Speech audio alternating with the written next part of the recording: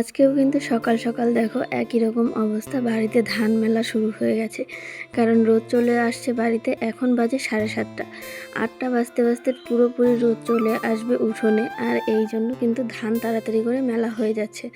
অনেকগুলোই মেলা হয়ে গেছে, আর অল্প একটু বাকি রয়েছে, সেটা আরেকটা ত্রিপাল পাতলেই হয়ে যাবে। আজ সারা বাড়ি জুড়ে শুধু ধানই থাকবে। তো ধান মেলা তো এদিকে হয়েই যাচ্ছে, আর আমি চলে আসলাম এদিকে কলপারে বাসনগুলো মাজতে। অনেকগুলো বাসন জমা হয়েছে, সকালে চা খাবার আরও এক্সট্রা বাসন রয়েছে, সব কিছু মিলিয়ে অনেকগুলো বাসন। তো বাসন মাজতে তো আমি চলে এসেছি। গুড মর্নিং সবাইকে, and welcome back to Mousumi lifestyle. Mousumi লাইফস্টাইলের নতুন আরেকটি ভিডিওতে তোমাদের সকলকে স্বাগত জানাই। তোমরা যারা নতুন আছো তাদের যদি কোনো পার্ট ভালো লেগে থাকে তাহলে চ্যানেলটা সাবস্ক্রাইব করে তোমরা সবাই পাশে থেকো, আর লাইক কমেন্ট শেয়ার করে কিন্তু সবাই পাশে থেকো। তো দেখো বাসন কিন্তু মাজা হয়ে গেছে, আমার বাসন মাজা হয়ে গেছে, এখন ধুয়ে ঘরে নিয়ে যাব। তো আর আজকে যে পরিমাণ রোদ উঠছে না, সেটা বলার মতন না। এত যদি রোদ উঠে আজকে তো থাকাই যাবে না বাড়িতে।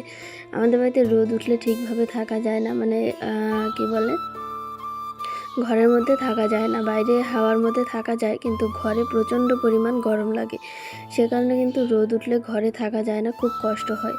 আর আজকে যে পরিমাণ রোদ উঠছে, থাকা খুবই কষ্টকর হয়ে যাবে। তো রান্না বান্না সব কিছু মিলিয়ে গরমে আজকে একাকার হবে, আর কষ্টটাও প্রচণ্ড পরিমাণে হবে। তো বাসন ধোয়া হয়ে গেল, মোটরটা বন্ধ করে এখন যাচ্ছি ঘরে। তো বাসন ধোয়া শেষ হবার পরে রান্নাঘরে গিয়ে কিন্তু দেখো আমি এই কাঁঠাল কেটেছি। কাঁঠাল কেটে তারপর পাট শাক কি ছিল, মানে মা এই পাট শাকটা কেটেছে আর সবজিটা কেটেছে। পাট শাক রান্না করবে মাছের ডিম দিয়ে। আর আমি সব কিছু কেটে কুটে রেডি করে দিয়ে চলে এসেছিলাম পাকা লঙ্কা কিনে নিয়ে যেতে। তো বলে গিয়েছিল মা কালকেই, আমিও বলে গিয়েছিলাম। তো বলে যাওয়ার পরে কিন্তু আজ পাকা লঙ্কা নিয়ে বাড়ি যাচ্ছি। 5 কেজি মতো পাকা লঙ্কা আছে, ওগুলোকে নিয়ে সুন্দর করে ইসে করে রাখতে হবে। আর এই যে দেখো সেই ভাইরাল তালতলার মতো জায়গাটা তোমাদেরকে দেখালাম আরও একবার। তো বাড়িতে এসে মা যেহেতু রান্না করছে, আমি স্নান করে ঠাকুর পুজো দিতে চলে এসেছি। আর জানো তো দিদার অবস্থা আরও খারাপ হয়ে যাচ্ছে দিন দিন। জানি না কি হবে, কতদিন কি থাকবে না থাকবে না সেটাও। মাঝখানে 2 দিন তো বেশ ভালোই সুস্থ রকম ছিল, এখন আরও অসুস্থ মতন হয়ে যাচ্ছে। কোনো ঠিক ঠিকানা নেই, বুঝতেই পারছি না আসল ঘটনা কি ঘটছে। তো স্ট্রোকের রোগী হয়তো এরকমই হয়, কীরকম একটা যেন হয়ে যাচ্ছে দিনকে দিন, শুকিয়ে যাচ্ছে ঠোঁট মুখ, এরকম একটা হয়ে যাচ্ছে। মুখের সিস্টেমটাই অন্যরকম হয়ে যাচ্ছে। যেরকম ছিল দিদা ঠিক সেরকমটাও নেই। তো এই পুজো দিতে একই কথা বলছিলাম ঠাকুরের কাছে, যে দিদা যেন তাড়াতাড়ি সুস্থ হয়ে যায়।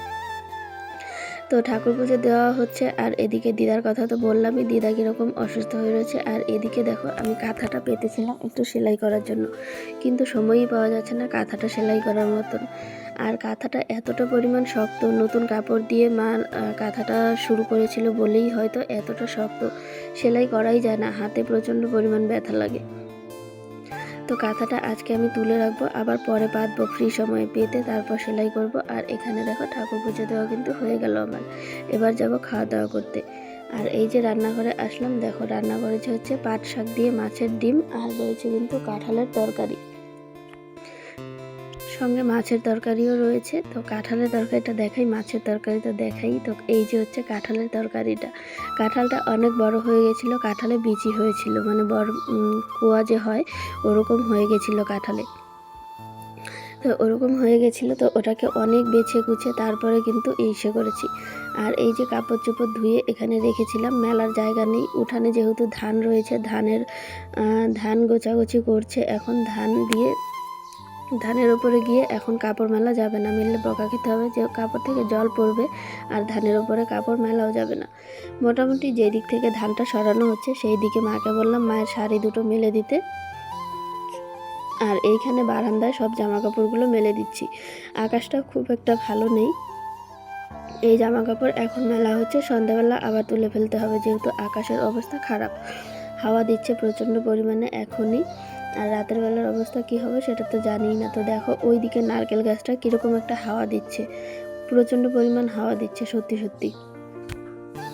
সন্ধ্যের দিকে তো হাওয়াটা আরও তীব্র গতিতে হয়েছিল, এত হাওয়া হয় যে ভাবার মতন নয়, মনে হচ্ছিল যেন ঘরদোর উড়িয়ে নিয়ে যাবে। এটা যে কোন রকমের হাওয়া বলতে পারি না। অবশ্য 25শে বৈশাখ গিয়েছে, 25শে বৈশাখে ঝড় বৃষ্টি হয়নি, সে কারণেই হয়তো এই ঝড় বৃষ্টিটা এখন হচ্ছে। তো এখানে তো অনেকগুলো জামা কাপড় রয়েছে, সেগুলো মেলতে অনেকটা সময়ও লাগবে। আর এই যে মাকে আমি শাড়িটা দিয়ে দিলাম, বললাম ওইদিকে ফাঁকা জায়গাটায় তুমি শাড়িটা তোমারটা মেলে দাও, আর এই দিকে আমি এই জামা কাপড়গুলো মেলে দিই, তাহলে হয়ে যাবে জায়গা। মোটামুটি রকম যতটা দরকার ততটা জায়গা পুষিয়ে যাবে। আর এই রয়েছে লাস্টে স্কার্ফটা, আর একটা গামছা রয়েছে, সেটা মেলে দিলেই আমার জামা কাপড় মেলা শেষ। ওই দিকে তো ওয়ালে শুকনো কাপড় রেখেছি, যেখানে মা শাড়িটা পরবে, আর আমার নাইটিটা রয়েছে, ওটা ঘরে নিয়ে গেলেই হয়ে যাবে। একদম কাজ শেষ, একদম কাজ শেষ না, ঘরটা ঝাড়ু দিতে হবে, তারপরে কাজ শেষ হবে। অনেক রকম কাজ থাকে যেগুলো শেষ হয় না। তো এই দেখো ঘরের অবস্থা মোটামুটি পরিষ্কারই রয়েছে। ভেবেছিলাম ঘরে জল দেব, কিন্তু উঠোনে ধান বলে ঘরে জল দিতে পারছি না। উঠানে ধান না থাকলে ঘরে জল দেওয়া যেত, কিন্তু ঘরে জল দিলে উঠানে ধানে গিয়ে সব জল মিশবে, সে কারণে কিন্তু ঘরে জল দিতে পারছি না, সময় লাগছে অনেকটা। তো কালকে যদি ধানটা শুকিয়ে তোলা হয়ে যায় তাহলে ঘরে জল দিতে পারবো। ঘরটা তাহলে পরিষ্কার পরিষ্কারও হবে আর ধুলোটা কমে যাবে। আর এই দিকের যে সেটা হয় যে পায়ের তলায় যে ধুলোটা লেগে ওঠে, সেই ধুলোটা কমে যাবে, সুন্দর লাগবে ঘরটা। মোটামুটি একটা ফ্রেশ ফ্রেশ ভাব হয় ঘরে জলটা দিলে পরে।